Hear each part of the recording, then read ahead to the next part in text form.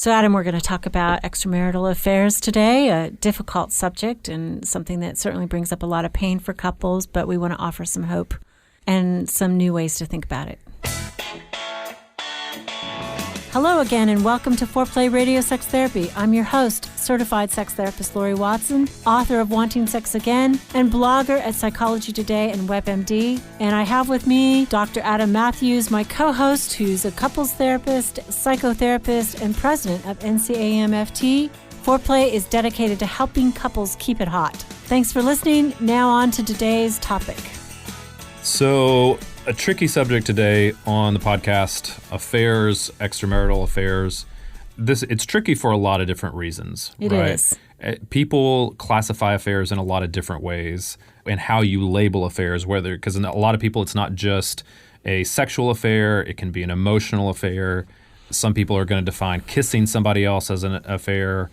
Somebody might even just describe not telling their partner about a relationship that's forming with somebody that they're attracted to as an affair. And so it's wide-ranging, and it's one of the more devastating things to a relationship, right? And I think it's devastating in part because of how much it breaks the trust, the core trust in the relationship. It's for most people, especially people in committed monogamous relationships, they believe that their sexual relationship is like the primary boundary that distinguishes their relationship from every other relationship that they have in life. And so that primary boundary gets violated and gets broken. And so it's very difficult to recover from something like that, right? It is. But it is recoverable. There are ways that you can begin to move through a healing process in an affair. And rebuild trust. And rebuild that trust. Yeah. Right. Yeah, I think that affairs happen for two reasons. One, an affair is a refuge from a relationship problem in the marriage or in the committed partnership, but it also comes from a pain in a person's life. So, there's two forces often, or one or the other force that's happening. The classic midlife crisis is the person who, maybe there are marital stressors, but they're facing aging, they're facing disappointments in their career. There are many internal issues that they're going through that cause them to act out and have an affair. Yeah, I would call this the push-pull effect, right? If there's relationship problems going on, that can often be pushing them out of the relationship where they turn to other things, or the internal that's pulling them towards something that they're wanting, that they feel like is lacking either in them internally or in the relationship. And so like recognizing that, those things, you then begin to just turn to something that you feel like is going to give you what you're lacking in that, right? Either that safety in the relationship that you're not experiencing, the excitement, the attention, or it's going to satisfy that kind of pain. That's the push. That's the push out of the relationship. Yeah. And the pull toward is what? It is something that you're missing internally in yourself, right? Confidence, loneliness, meaning in life, right? Feeling like there's something that you're missing out on. And they're trying to find that in a third party. Yeah, right. And it's difficult because those things feel very real to the person that's seeking them out, right? Yeah, and I'm aware, as we're talking about this in a very methodical, therapist-like way, we understand that, if you've been betrayed, this is very painful. Oh, yeah. Very, very painful. And so we don't want to minimize the person who was in the relationship that did not step out, their pain. But we also want you to think about this from two parts. I mean, this recruitment of a third party actually allows stability to happen without real change. So the person maybe splits off and says, okay, I'm going to get my sex needs met over here. I'm going to keep my family intact. And that way I can have what I need. I can feel stable without actually growing, developing, changing or making the marriage better, or, confronting the issues between myself and my partner, or in myself. Yeah, I think it provides a sense of it's safer, right? It's safer than doing the hard work of addressing those things in the relationship or in myself. And I would say temporarily, safer. Yeah. And I think that oftentimes when people say the person that has been cheated on says, I was blindsided by this, I didn't see this coming, a lot of times I think it's an effect of that. Because for a while, it makes the marriage or the committed relationship more stable than it was, right? And so it feels like things are good, and it's hard to see. It's hard to see that, right?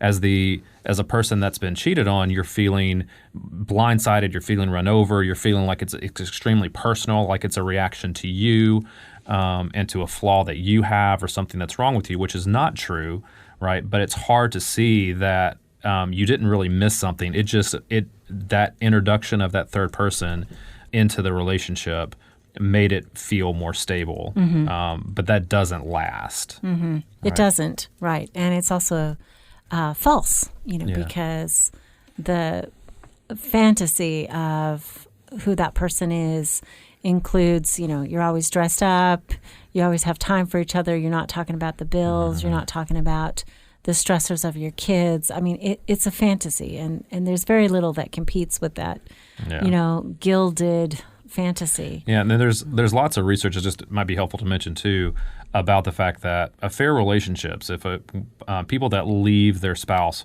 for affair relationships, those relationships rarely last. Like the longest that they last, the top end is something like 3 years. Wow, so, I didn't know that. I believe that. Yeah. I think the problem with an affair in terms of the person who's acting out is they're not developing and growing. They're not changing. Whatever dynamic was not working in the marriage, they haven't fixed that. Right. They haven't confronted it. And so how can they kind of expect that they're going to turn to another person? It's a fantasy to believe that I'm just with the wrong person. Yeah. As it turns out, we bring ourselves to every relationship. So we're going to recreate similar problems. Yeah, your problems are going to follow you in those cases because you're not actually dealing with anything that's significant either in the relationship or within yourself that's going to change it. So you end up having those same problems in the relationship if you fully lean into the affair relationship, right? Right. And that to be able to do that, most people, I am fully convinced that the vast majority of people do not go into their marriage or into their long-term relationship feeling like they are going to have affairs, right? They're not planning on having an affair, right? And so to get into it, you have to begin to demonize the person that you're with to some extent, right? It's either, at the very minimum, it's a belief, like you were saying, that they're the wrong person for me, that I'm just not supposed to be with them, right? And so you have to be able to do that to be able to then be with the affair partner. And so then with the affair partner, you begin to build them up higher than they actually are. Yeah, right? I was treating a couple who had an incredibly sustainable marriage. They had been good friends for quite some time and really had a good relationship, and somehow or another an affair had entered in. And, I think what had happened was they went from this good relationship, and the partner who was having an affair began to tell themselves, well, this person is not really going to be with me in the way that I really want them to be with me sexually. And the reason they denigrated their partner was because in their heart, the affair partner was truly monogamous. So the only way they could sort of justify what was happening was by saying, but my partner, isn't going to meet my needs, therefore I need a new partner, because they were violating their own ethic. Their own ethic was one of being with one person. And so, they couldn't do that without suddenly, kind of putting on the sunglasses and seeing all the flaws of their partner, and also putting on the rose-colored glasses, right, and seeing all the blessings and the excitement of the new partner. In order to resolve this cognitive dissonance, we have to do something on the inside. And this is what the partner who was having the affair was doing, was just making their partner bad. And, affairs do happen in good marriages. Absolutely. But that cognitive dissonance thing is important because it's very real, right? And it's helpful for the injured partner, the spouse that's been cheated on, to understand that is happening in the mind of the person that cheated, right? Because it's not, they almost have to, a lot of times when an affair is happening, the partner will go, well, they become a different person, right? They become a person, I don't know who that person is. And that is the resolution of that cognitive dissonance. They're trying to resolve that. And in doing so, you have to almost become somebody that you're not, right, to be able to have that affair. You have to look at the other person differently, build up the affair partner, and then choose justify these behaviors that for most people are behaviors that they say they would never engage in. Right. And I think the difficulty is people say it's the line in the sand, which is a very weird metaphor to me. Like, a line in the sand is very shiftable. But anyway, the line in the sand is, I was going to leave my partner if they cheated. And then they have their real partner cheat. And they realize, but there's all this good in the marriage. And of course, there's huge injury, right? And if they don't get help quickly, they can't resolve that. But an affair is basically a solution that doesn't require the couple to face their inadequacies in their relationship and their sexual problems, the emotional distance or fusion, as we talked about last week, that result in a lack of eroticism. Yeah. So, Laurie, why don't we come back after the break, and we want to be sure to tell you how we would deal with it in treatment, and keeping in mind that it is not an easy solution, but there is a solution and a way forward in relationship. And there is hope, we believe. So we want to remind all of you that we are thankful for the way you've shared the podcast. We continue to grow. It is our greatest honor when you share with a friend the work that we're doing in trying to help people so that they can make positive changes and strengthen their marriages and their partnerships. And I think the last thing we'd like to say is both of us are doing intensives. So if you would like to work with us, let us know and call our centers. You can find us at foreplayradiosextherapy.com. And if you like what we're doing and want to help support us, we'd love for you to rate and review us on iTunes. So thanks for listening. All right, so we are talking about affairs and how to move forward, believing that there is hope even when an affair happens in a relationship for there to be recovery, even without the injured partner having to compromise or to lay down their values or to lay down their hurt, right? That doesn't have to happen. The affair partner doesn't have to live in the doghouse forever in the relationship. There's ways to begin to move forward to have what I believe is actually a healthier relationship and a better relationship after an affair if you're able to put into the work and kind of sustain through the really grueling process of recovering from one. Yeah. I see couples who the affair does signify essentially a cry for help in the marriage. And they go forward after treatment in a stronger, more intimate, more trusting place than they could have really gotten to without this crisis. And nobody wants to go through that or think, isn't there a better way? There probably is a better way. But we also think that, like sometimes a bone that breaks and is stronger when it heals, after an affair, your marriage can be stronger. Yeah. So what's the first step for you when you say, how do we begin to deal with that? Yeah, first we want to deal with the impact of it. The problem is that in the initial stage, it looks like the marriage is going to reorganize around the aftermath of the affair instead of around the original problems that, were kind of the push out of the relationship. We eventually, as a therapist and as a couple, you want to eventually get to the real problems. The difficulty with this is that the betrayed partner says, you are saying it's my fault. You are making me responsible for this terrible, hurtful thing that has happened to me. And we're not. We know that it is terrible and hurtful what has happened.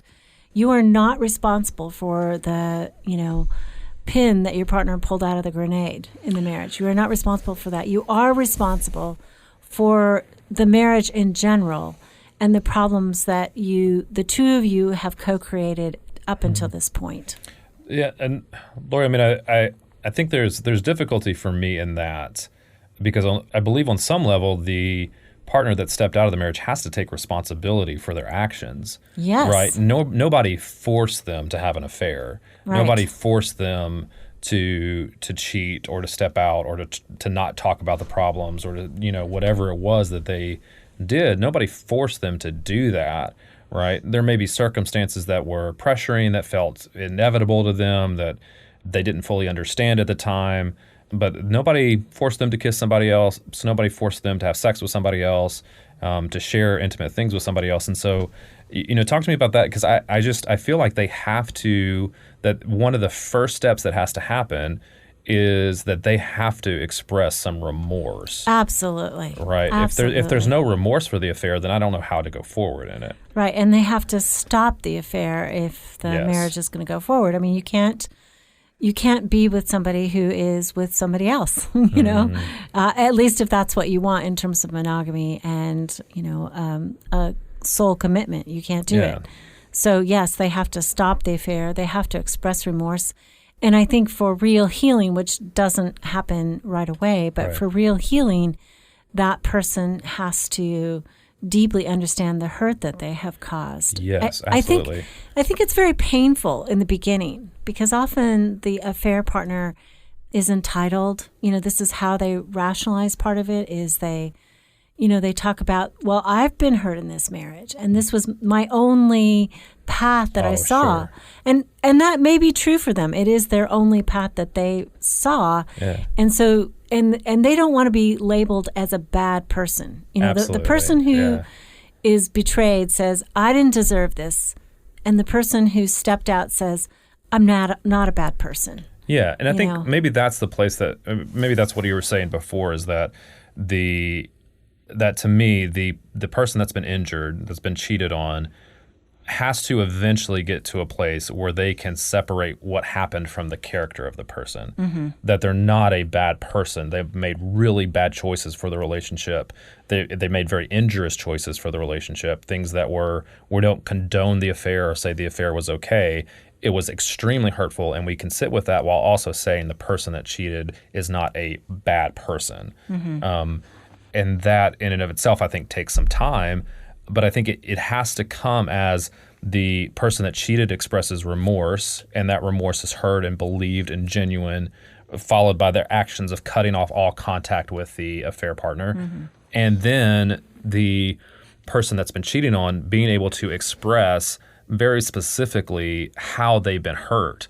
I think I hear a lot of people come in and somebody's cheated on them and they say, well, they should know how I feel. They should know how hurtful this is. Mm-hmm. And yes, like obviously they should see that an affair is hurtful, but everybody gets hurt by it in different ways, in specific ways, right? And so being able to express that hurt and for that hurt to be heard and validated, I think is very important. Mm-hmm.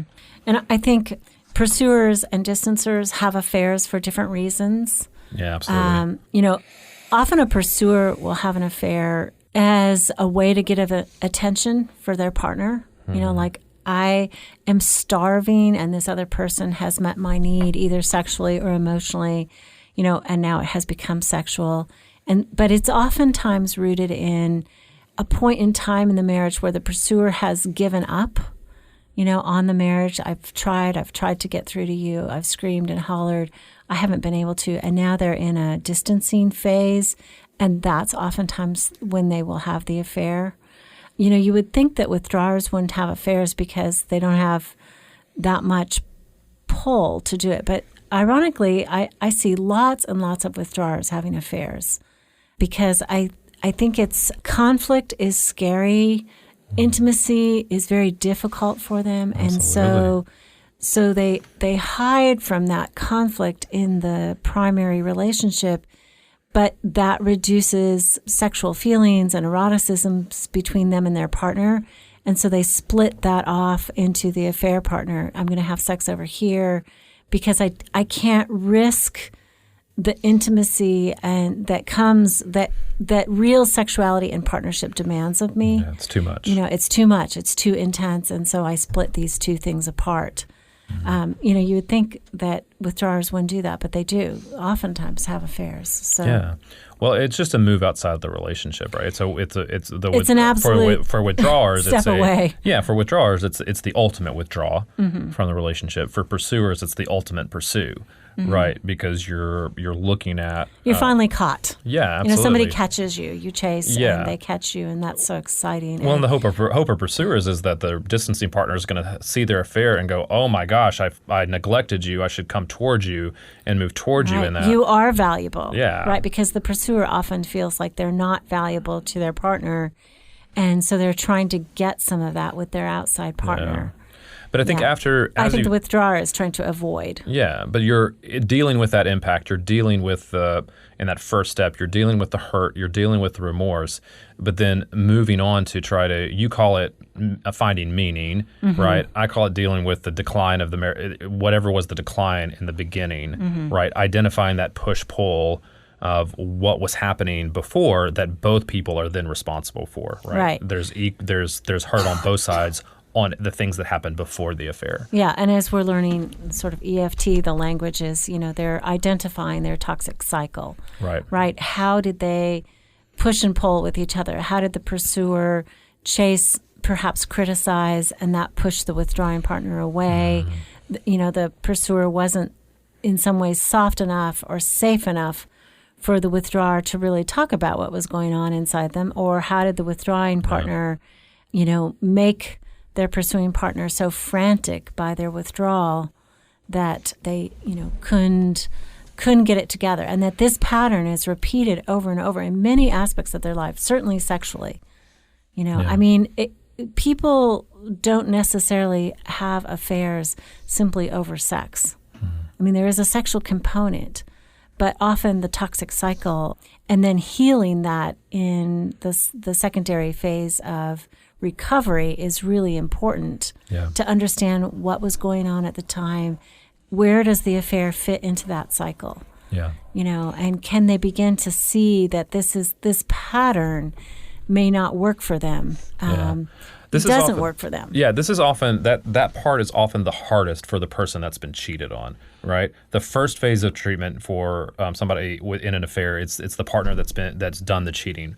It's hardest for them during that first phase, and it's harder for the partner that's been injured, because talking about the cycle that happened before the affair often feels like condoning the affair, and it can feel like to blaming them for the affair, right? And both things are not true, right? You're not blaming them or condoning the affair, but you're saying this is what was happening, right? This was what was going on in your relationship. Your relationship was not the best before this, right? I think a lot of times you look back when something like an affair happens and you romanticize, or you look back through rose-colored glasses on history and you rewrite history a bit and go, our relationship was great, our relationship was fine, why would they ever do this?